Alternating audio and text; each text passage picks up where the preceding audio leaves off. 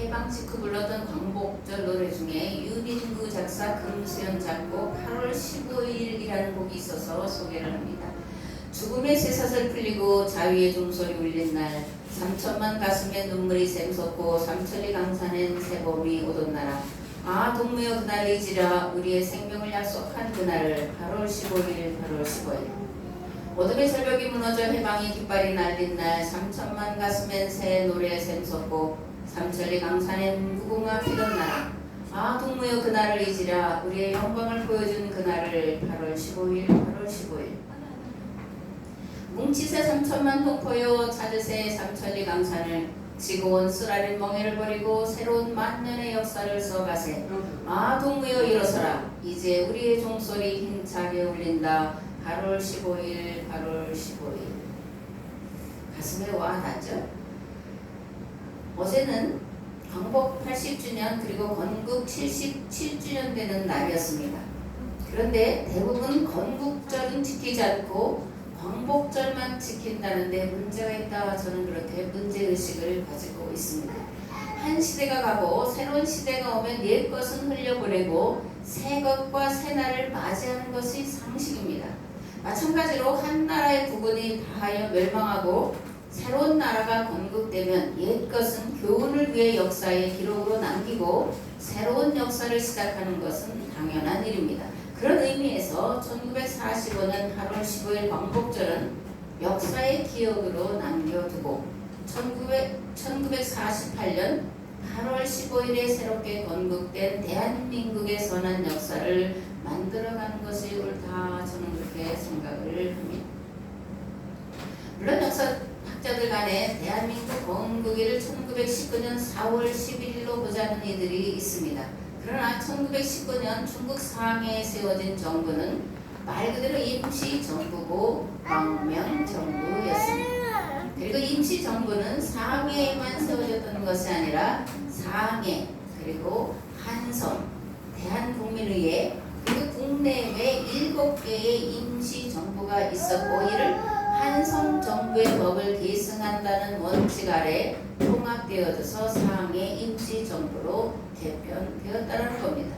현재 티베트도 인도의 망명정부를 세워놓고 있죠. 1959년 중국령 티베트에서 인도로 망명한 달라이 라마 14세와 티베트인들이 이끄는 티베트 독립운동 망명정부 단체가 그것입니다. 그러나 국제사회가 티베트 망명정부를 진정한 국가나 정부로 인정하느냐는 그렇지 않습니다. 독립을 위해 해외에서 벌이는 독립운동 정도로 여길 뿐이라는 거예요. 국가의 3대 요소가 있죠. 영토, 국민, 주권입니다. 그런데 상해 임시정부에는 영토가 없었고 한반도에는 주권이 없었습니다. 그래서 정식 국가로 인정될 수 없었다라는 거예요. 대한민국은 1948년 8월 15일 정부가 수립되었고 상해 임시정부는 막을 내렸습니다. 그리고 상해 임시정부 초대 대통령이었던 이승만이 대한민국 초대 대통령이 되었습니다. 물론 대한민국은 상해 임시정부를 계승합니다. 그런데 계승하는 것은 3.1운동 독립정신이고 국민이 주인인 민국이고 체제는 민주공화국이고 사상은 기독교 정신의 바탕을 둔 사랑과 자유, 공평과 평화 그리고 우리 민족의 DNA 속에 들어있는 최고의 가치인 홍익인간과 제세이와 사상이라는 거예요. 단지 상해에 있었던 임시정부 그것을 잇는 것이 아니라 우리 나라가 이제는 왕정체제가 아닌 민국이고 백성이 주인인 나라고 민주공화국이고 그리고 기독교 정신을 바탕으로 한 새로운 나라가 되었다는 것을 우리가 알아야 됩니다. 그래서 이제는 광복절을 지키지 말라는 것이 아니라 더불어 건국절을 지켜야 한다. 그리고 건국절을 더 의미 있게 지켜야 한다. 그렇게 저는 생각을 합니다. 네. 건국 77주년 되는 해예요. 그런데 그 젊은 나라죠. 그런데 대한민국이 제가 보기에 좌초기에 몰려있다 이렇게 보여집니다. 인간성의 가장 기본인 윤리와 도덕이 땅에 떨어졌고 불법과 무법과 탈법이 판을 치고 있습니다. 죄를 지어도 정당한 죄의 대가를 치르지 않고 다시금 권력의 정점에 올라가 있는 것을 봅니다. 거짓이 진실을 가리고 권리가 의무와 책임, 희생과 헌신을 집어삼켜 버렸습니다. 대통령과 국무총리는 전과 오범이고 강요들도 전과 없는 적 하나도 없고 무엇보다 심각한 것은 이들이 거짓말을 밥 먹듯 하고 있다라는 거예요. 요한복음 8장 47절에 보면 예수님은 마귀를 거짓의 아비다. 그리고 유대인들에게 너희 아비는 마귀다 이렇게 말씀을 하고 있는데 물론 진리에 반한 거짓을 말씀하는 것이지만 그러나 일상생활에서도 마찬가지로 거짓말을 밥 먹듯 하는 인간들은 마귀에게 속한 자로 여겨도 무방하다라고 생각을 합니다. 인간에게 밥 먹듯 거짓말을 일삼는 자가 하나님 앞에서 진실할 수는 없기 때문입니다. 너희는 너희 아비 마귀에게서 났으니 너희 아비 욕심대로 너희도 행하고자 하느니라. 그는 처음부터 살인한 자요 진리가 그 속에 없으므로 진리에 서지 못하고 거짓을 말할 때마다 제 것으로 말하라니 이는 그 거짓말 중이요 거짓의 아비가 되었습니다. 아멘. 정부는 어떻습니까? 개 닭 쫓듯 기계적 평등을 신봉하느라 기업들을 존폐 위기로 몰아넣고 있고 노란 봉투법으로 대기업들과 해외 기업들을 이 땅에서 내쫓아 버리고 있고 노조는 마치 황금알을 낳는 거위배를 가르듯 파업을 일처럼 벌이고 그로 인해 기업은 천문학적 손해를 입어야 할 위기에 몰리고 있습니다. 기업이 망하거나 해외로 나가면 일자리는 줄어들고 그러면 젊은이들은 더욱더 취업하기에 어려움을 겪게 될 것은 명확한 일임에도 서슴지 않고 파업을 되풀이하면서 이제 건국 77주년밖에 안 된 이 나라를 수렁으로 몰아넣고 있는 것이 오늘 대한민국의 현실입니다. 이런 때의 교회와 성도는 새로운 나라 건설에 임하는 자세와 각오로 다시 임해야 할 줄을 믿습니다. 괜찮겠지라는 아니라는 생각이 아니라 절체절명의 순간에 봉착해 있다는 절박함과 간절함으로 이 나라와 이 백성들의 평안과 안전을 위해 기도해야 할 때인 줄 믿습니다. 아멘. 오늘 함께 나눌 말씀은 에레미야 32장인데 세 부분으로 나눌 수 있습니다. 1절에서 15절, 그리고 16절에서 25절, 26절에서 44절로 나눌 수 있는데 첫 번째 부분은 하나님의 말씀을 따라 아나돗의 땅을 사는 이야기고 두 번째는 에레미야의 탄식기도, 세 번째 부분은 에레미야의 기도에 대한 하나님의 응답이 기록되어 있습니다. 먼저 32장 1절에서 15절 말씀을 봉독하겠습니다. 유다의 시드기야 왕 열째 해 곧 느부갓네살 18째 해에 여호와의 말씀이 예레미야에게 임하니라. 그때에 바벨론 군대는 예루살렘을 에워싸고 선지자 예레미야는 유다 왕의 궁중에 있는 시위대들에 갇혔으니 이는 그가 예언하기를 여호와의 말씀에 보라 내가 이 성을 바벨론 왕의 손에 넘기리니 그가 차지할 것이며 유다 왕 시드기야는 갈대아인의 손에서 벗어나지 못하고 반드시 바벨론 왕의 손에 넘겨진 바 되리니 입이 입을 대하여 말하고 눈이 서로 볼 것이며 그가 시드기야를 바벨론으로 끌어가리니 시드기야는 내가 돌볼 때까지 거기에 있으리라. 여호와께서 이와 같이 말씀하시니라. 너희가 갈대아인과 싸울지라도 승리하지 못하리라 하셨다 하였더니 유다 왕 시드기야가 이르되 네가 어찌하여 이같이 예언하였느냐 하고 그를 가두었음이었더라. 예레미야가 이르되 여호와의 말씀이 내게 임하였느니라. 이르시기를 보라 네 숙부 살룸의 아들 하나멜이 내게 와서 말하기를 너는 아나돗에 있는 내 밭을 사라. 이 기업을 물을 권리가 내게 있느니라 하리라 하시더니 여호와의 말씀과 같이 나의 숙부의 아들 하나멜이 시위대들 안 나에게 와서 이르되 청하노니 너는 베냐민 땅 아나돗에 있는 나의 밭을 사라. 기업의 상속권이 내게 있고 물을 권리가 내게 있으니 너를 위하여 사라 하는지라.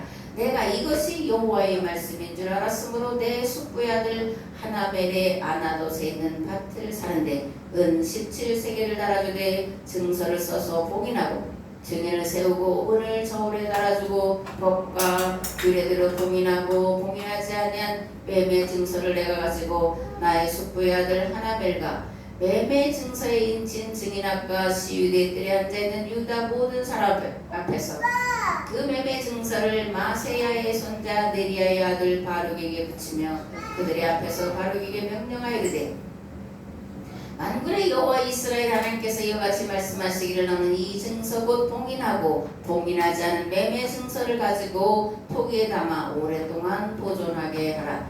만군의 여호와 이스라엘의 하나님께서 이와 같이 말씀하시니라. 사람이 이 땅에서 집과 밭과 포도원을 다시 사게 되리라 하셨다 하니라. 아멘. BC 588년 느부갓네살이 예루살렘을 에워싸고 있었고 이러한 상황에서 예레미야는 시위대들에 갇히게 되는데 이유는 시드기야 왕에게 바벨론에 항복하라 규약법을 지켜라 이렇게 말했기 때문이에요. 그런데 하나님은 예레미야가 시위대들에 갇혀있을 때에 살룸의 아들 하나멜이 와서 아나돗의 밭을 사라고 할 것이라고 말씀하셨고 그 일이 이루어졌다라는 겁니다. 예레미야가 시위대들에 갇혀있을 때 예루살렘의 상황은 풍전 등화와 같았습니다.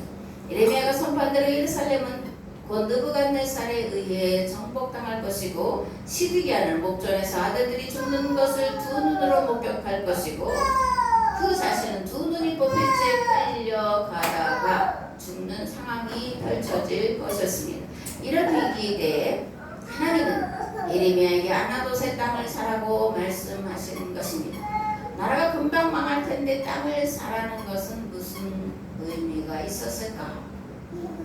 예루살렘은 반드시 망한다. 그러나 하나님께서 틀림없이 돌아오게 하실 것이다 라는 희망과 약속의 상징으로 아나돗의 땅을 예레미야가 샀다라는 겁니다. 아멘. 예레미야가 예루살렘이 틀림없이 망한다 이렇게 선포하고 믿었는데 그 근거는 어디에 있었을까를 생각해보면 이는 하나님의 법과 말씀에 대해서 항상 불순종했기 때문에 또 하나님께서 예레미야의 입을 통해 바벨론에 대항하지 말고 항복하면 그 땅에서 살리라 말씀하심에도 불구하고 예루살렘에 사는 왕과 왕족과 제사장들과 백성들이 그 말을 듣지 않고 바벨론에 대항하고 있었기 때문에 반드시 망한다 이렇게 선포하고 믿었다라는 거예요. 그러나 예레미야는 예루살렘의 멸망만을 선포하지 않았습니다. 예루살렘의 회복까지 말했습니다. 참 예언자의 특징 그것은 멸망하기 전까지는 그것을 막기 위해 멸망을 선포하지만 반드시 회복을 선포한다라는 것인데 왜냐하면 하나님의 심판의 목적이 심판 자체에 있는 것이 아니라 회개를 통한 용서와 회복이 있다라는 것을 믿고 있었기 때문입니다. 예레미야는 바벨론 70년 지나면 반드시 하나님께서 이들을 돌아보시고 떠나갔던 고향 땅으로 돌아오도록 하실 것이라고 선포합니다. 그리고 돌아온 이들에게 새 마음을 주고 그들과 새로운 계약을 체결할 것이라고 선포합니다. 그리고 이에 대한 보증으로 아나돗에 있는 땅을 사고 서류를 작성해서 잘 보관하도록 바룩에게 맡기고 있는 것입니다. 예레미야처럼 대한민국의 멸망과 회복에 대해 예언한 감리교 선교사가 있는데 호모 헐버트. 호모 헐버트는 조선에 와서 영어를 가르쳤던 교육자였고 독립신문을 발행을 도운 언론인이었고 YMCA 초대 회장이었고 한국어 보급과 보급에 앞장섰을 뿐만 아니라 띄어쓰기를 도입한 한글학자예요. 지금 우리가 띄어쓰기라는 거 우리나라 한글학자들이 만든 게 아니라 호모 헐버트가 만들었다는 거예요. 그리고 대한의 독립을 위해 싸운 독립운동가였는데 그가 대한제국 멸망사라는 책을 쓰면서 헌사에 이렇게 기록을 하고 있습니다. 비방이 극극에 이르고 정의가 점차 사라지는 데에 나의 지극한 존경의 표시와 변함없는 충성의 맹세로서 대한제국의 황제 폐하에게 그리고 지금은 자신의 역사가 그 종말을 보하는 모습을 목격하고 있지만 장차 이 민족의 정기가 어둠에서 깨어나면 잠이란 죽음의 가상이긴 하나 죽음 그 자체는 아니라는 것을 증명하게 될 대한제국의 국민에게 이 책을 드립니다. 대한제국 멸망사를 쓰지만 멸망만을 말하고 있는 것이 아니라는 거예요. 반드시 깨어나게 될 거다라는 것을 말하고 있다는 면에서 예레미야와 그 심정과 그 생각이 그리고 믿음이 일맥상통한다 이렇게 볼 수가 있습니다. 멸망의 잠을 자고 있지만 그러나 잠은 죽음이 아니라는 것을 증명할 것이라고 말씀하는데 그 때가 언제라는 거예요? 이 땅이 복음으로 깨어날 때요 민족의 정기가 깨어날 때라는 것이고 그것이 1948년 8월 15일 대한민국 건국으로 실현되었음을 역사가 증언하고 있습니다. 아멘. 본문으로 돌아가서 유다에 펼쳐진 국제 상황을 살펴보면 애굽은 아수르에서 독립했고 바벨론은 가나안 지역을 차지하려던 때였습니다. 바벨론이 유대를 차지하려고 군대를 출동시킨 이유가 있는데 그 이유는 유대가 친애굽 정부를 가나안 땅에 세웠기 때문이에요.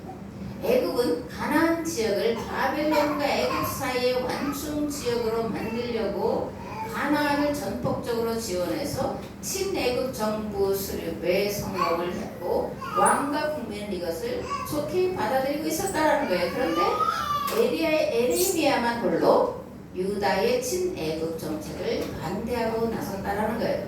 왜 그럴까? 애국과 손잡으면 바벨론의 1차 표적이 될 수 있기 때문에 그렇게 말했다라는 겁니다. 바벨론은 유다의 죄를 심판하기 위한 하나님의 몽둥이이기 때문에 맞서지 말고 항복하고 지배를 받아들이라고 했다라는 거예요. 그러면 예레미야는 왜 친애국 정책을 그토록 반대했을까? 예레미야는 예언자는 역사 해석자라고 여러 번 말씀을 드렸습니다. 예레미야는 하나님은 역사의 주관자이신데 그 역사를 계약으로 법으로 주관하신다라고 믿었고 이런 관점에서 아수르와 애굽 그리고 유다의 멸망을 예언하고 바벨론의 발흥과 멸망 또한 예언한 것이었습니다. 바벨론의 발흥을 예언한 것은 거듭 말하지만 유다가 계약법을 지키지 않기 때문에 징계의 막대기로 삼기 위한 것이었고 바벨론의 멸망을 예언한 것은 지나치게 폭력과 강압 그리고 약탈을 일삼았기 때문이에요. 바벨론은 하나님이 쓰시는 몽둥이 역할만 충실하게 했으면 됐는데 거기서 지나쳐 나가서 힘과 무력으로 주변 국가들을 억압하고 착취하고 지배했기 때문에 100년도 못 돼서 페르시아에 멸망하고 말았습니다. 지문대로 거두는 법칙은 악인이나 선인이나 개인이나 국가에 동일하게 적용되는 원리와 법이라는 것을 그러므로 우리는 항상 마음에 깊이 새겨두어야 할 줄을 믿습니다. 아멘. 16절에서 25절 말씀을 공독하겠습니다. 내가 매매 증서를 네리야의 아들 바룩에게 넘겨준 뒤에 여호와께 기도하여 이르되 슬프도소이다 주 여호와여 주께서 큰 능력과 펴신 팔로 천지를 지으셨사오니 주에게는 할 수 없는 일이 없으시니이다. 주는 은혜를 천만인에게 베푸시며 아버지의 죄악을 그 후손의 품에 갚으시오니 그거 능력 있으신 하나님이시요 이름은 만군의 여호와시니이다. 주는 책략에 크시며 하시는 일에 능하시며 인류의 모든 길을 주목하시며 그의 길과 그의 행위의 열매대로 부응하시나이다. 주께서 애굽 땅에서 표적과 기사를 행하셨고 오늘날까지도 이스라엘과 인류 가운데 그와 같이 행하사 주의 이름을 오늘과 같이 되게 하셨나이다. 주께서 표적과 기사와 강한 손과 펴신 팔과 큰 두려움으로 주의 백성 이스라엘을 애굽 땅에서 인도하여 내시고 그들에게 주시기로 그 조상들에게 맹세하신 바 젖과 꿀이 흐르는 땅을 그들에게 주셨으므로 그들이 들어가서 이를 차지하였거늘 주의 목소리를 순종하지 아니하며 주의 율법을 행하지 아니하며 무릇 주께서 행하라 명령하신 일을 행하지 아니하였으므로 주께서 이 모든 재앙을 그들에게 내리셨나이다. 보옵소서. 이 성을 빼앗으려고 만든 참호가 이 성에 이르렀고 칼과 기근과 전염병으로 말미암아 이 성이 이를 치는 갈대인의 손에 넘긴 바 되었으니 주의 말씀대로 되었음을 주께서 보시나이다. 주 여호와여, 주께서 내게 은으로 밭을 사며 증인을 세우라 하셨으나 이 성은 갈대인의 손에 넘긴 바 되었나이다.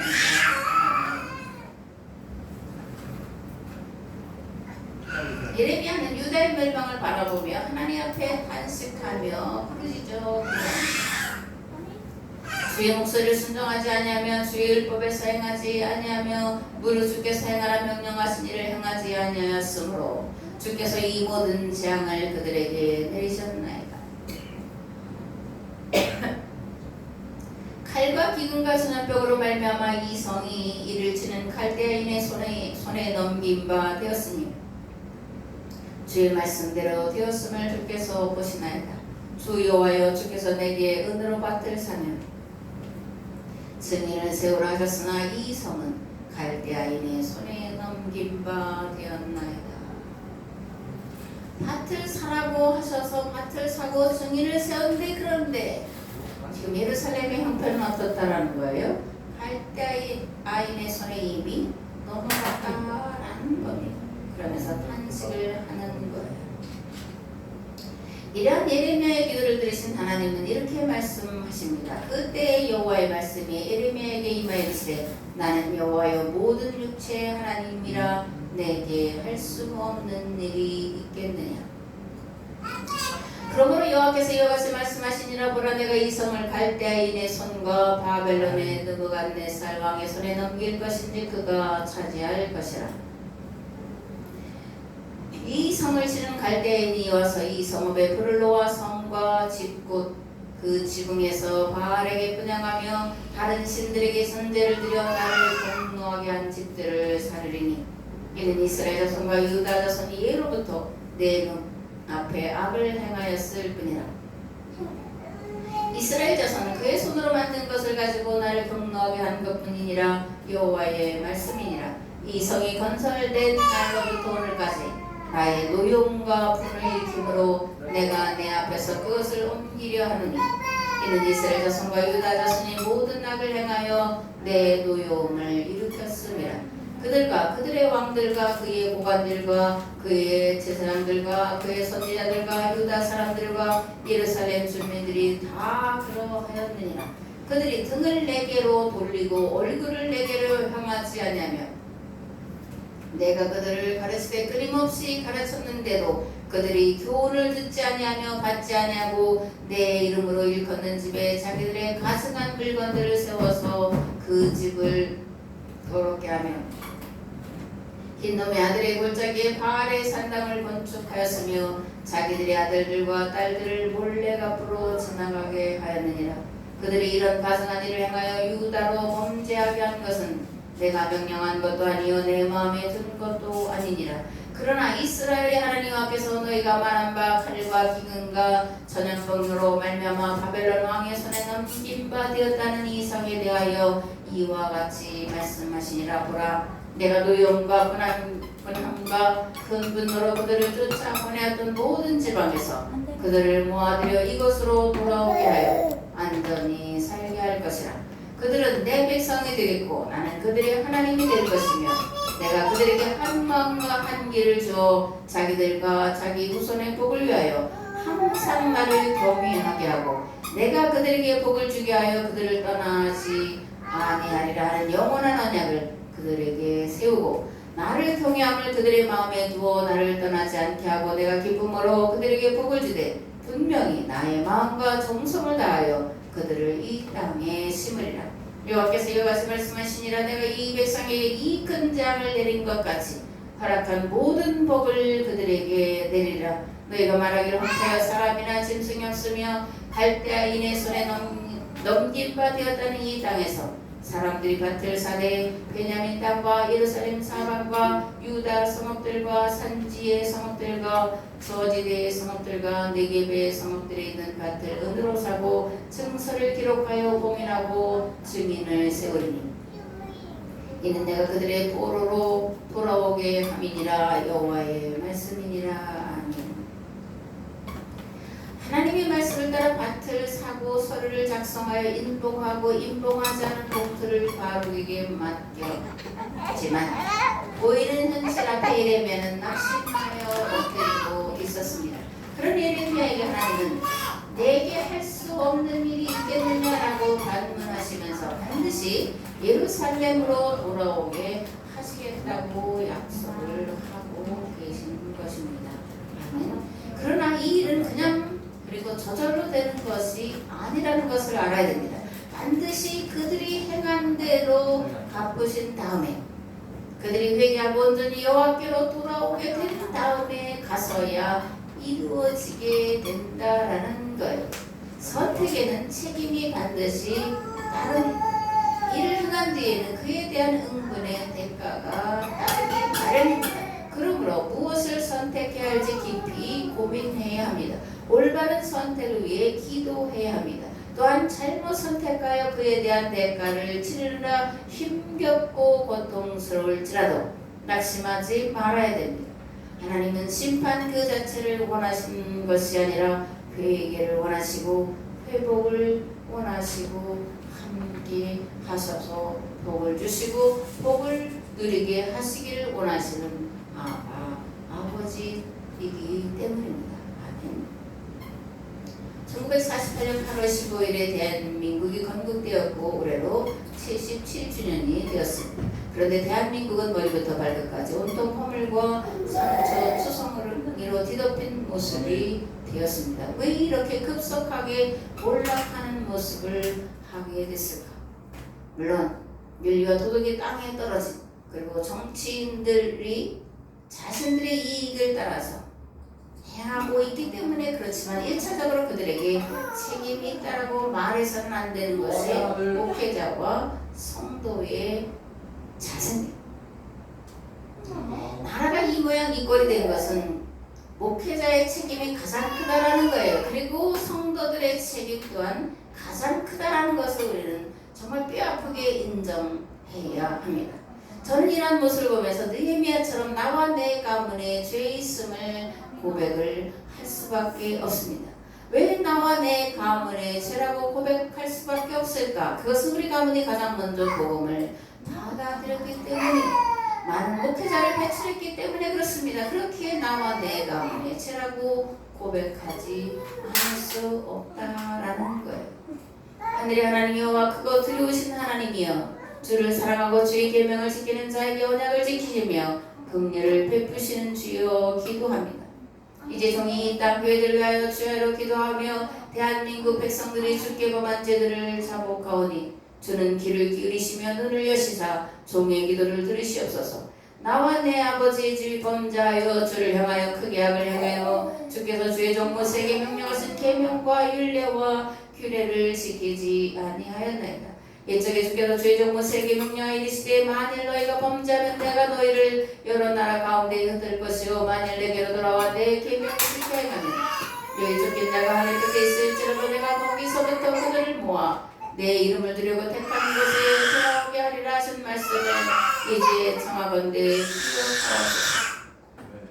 이는 주께서 일찍이 큰 권능과 강한 소리로 구속하신 주의 종들이여 주의 백성이니 주여 구하오니 귀를 기울이사 종의 기도와 주의 이름을 경외하기를 기뻐하는 종들의 기도를 들으시고 이 땅의 교회들과 이 땅의 백성들을 돌아보사 다시 하나님 앞에 겸손히 서게 하옵소서. 이제는 길과 진리의 생명 되신 예수 그리스도의 은혜와 아버지 하나님이 무한하시고 극진하시는 사랑하심과 성령님의 감화 감동 교통 역사하시며 특별히 이 나라 이 문제 이렇게 혼란하고 무법과 무질서가 판을 치게 된 것이 나와 내 가문의 죄로 우리 교회의 죄로 고백하고 돌아오는 삶의 자리에 가정 위에 그리고 이 나라 이 민족 위에 이제로부터 영원토록 함께 하옵시기를 간절히 축원하옵나이다. 아멘.